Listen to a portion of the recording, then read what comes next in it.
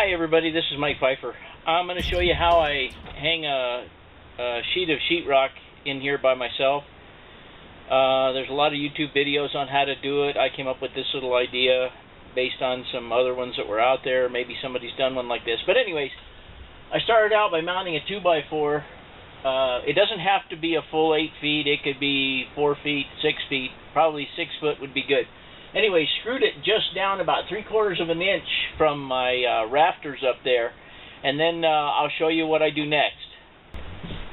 Okay, the next thing I did was I cut some little spacer blocks out of 3/4 inch, some just 3/4 inch particle board I had laying around, or wafer board, and then I built a 2x4, a small piece, just happened to be a scrap laying around, drilled a hole through the center, put a long screw through there with a washer on it.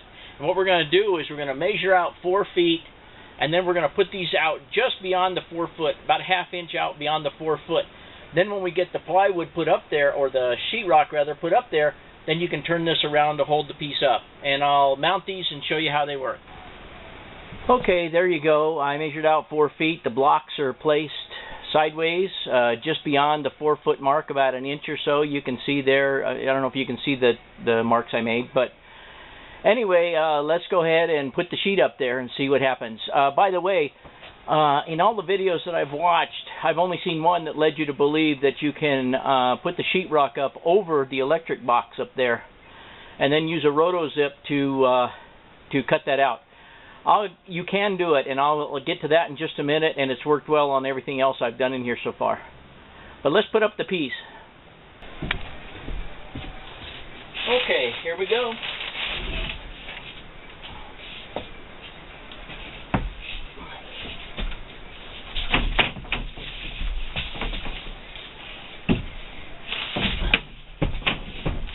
Just put it up against the back wall, lay it up against the 2x4, keep pressure on it towards the 2x4, tilt it up, hopefully you have your ladder handy, and then you just go ahead and push it on up.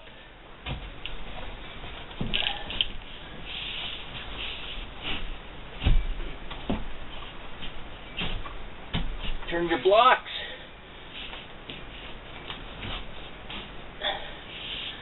There you are.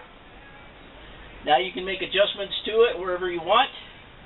But the next thing we'll do is get into how I locate where that electrical is. You can see that I didn't mark the panel. And you're probably wondering how am I going to find it. I'll show you. Okay guys, I was just talking about how to find where my box is up there and use the roto-zip.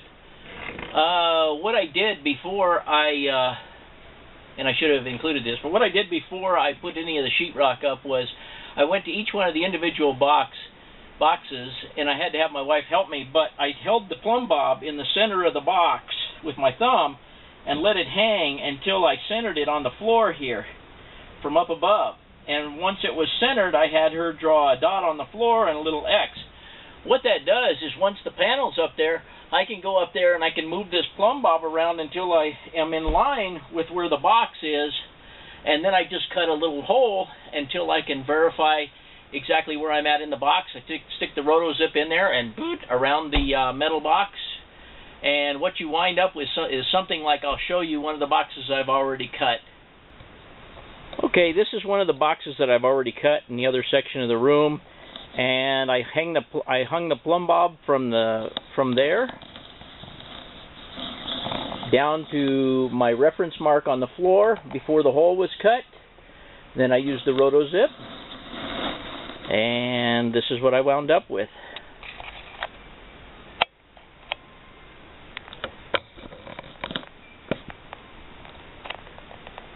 A perfect hole in the perfect spot. No measuring, no muss, no fuss.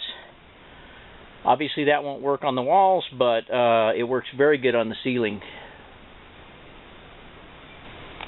Okay, I used my plumb bob, and I've got the center of the box here. Now let's use the zip, and I'll go over, find the edge of the box, and go right around the box. Hopefully.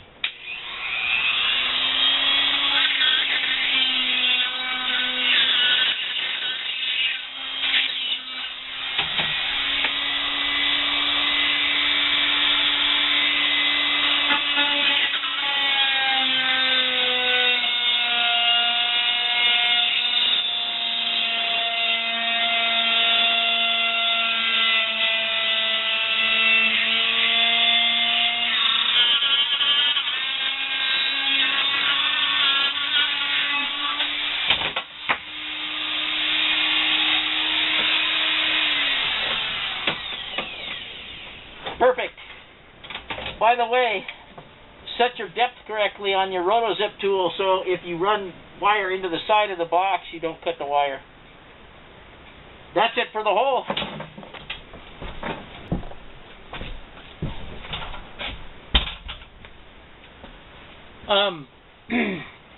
Another thing that most people didn't explain, at least in my eyes, with the exception of some special tools, I use this system against the wall, and you might ask, well, how do you do the next sheet if you're going across the ceiling? What I did is I cut 2 strips.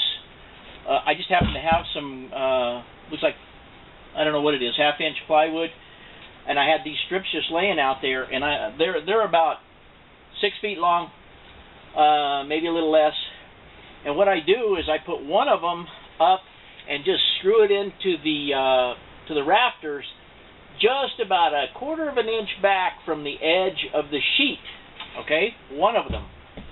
Then I stack the second one on top of it, like so, so that I have a lip here, plus I have a 1/2-inch gap here. Okay. And I usually leave the width of a 2x4 gap there. And then that gets screwed to the second board. And it's time consuming, but if you're doing this by yourself, it's just something you have to do. That goes up there like so, okay? Then when you put your sheet up there, and the reason it's 6 feet is that way you can see if you butt your pieces up by looking at the ends, you can see whether it's butted up to the next sheet. Then when I go to screw it up there, and I want to make sure that it's tied up against the board, I happen to have some little 1/4-inch pieces, and you can just slide them in between the bottom 1/2-incher. You just run them in between the sheetrock, like so, and slide them in on top of the sheetrock. That lifts the sheetrock up against the rafters, and then you can go ahead and screw that. And you use the same block method on the other end that I used here. Obviously, when you get to the other wall, unless you have a full sheet, you're just going to be using a partial sheet anyways, and you can usually get them up by yourself. But that's how I do it out here in the middle. It's just a matter of stacking up some short pieces. And of course, you'll wind up with a couple extra holes to patch, but to save yourself having to find somebody else to help you do it, it's worth the effort. Okay guys, the rest of this just involves putting all the screws in. Obviously all the videos I watched recommended 5 across, and I've been putting 6 across the ends. If this had been a house, I might have done things a little bit differently. I might have used 5/8, but this is just half. And since I'm doing it myself and it's a shed, I don't really, if it sags and it's a little warpy, and I'm not a sheetrock guy, it doesn't matter to me. So anyway, but this is just my method of how to get it up there and how to locate holes in the ceiling. I hope you enjoyed the video, and I hope it helps out somebody.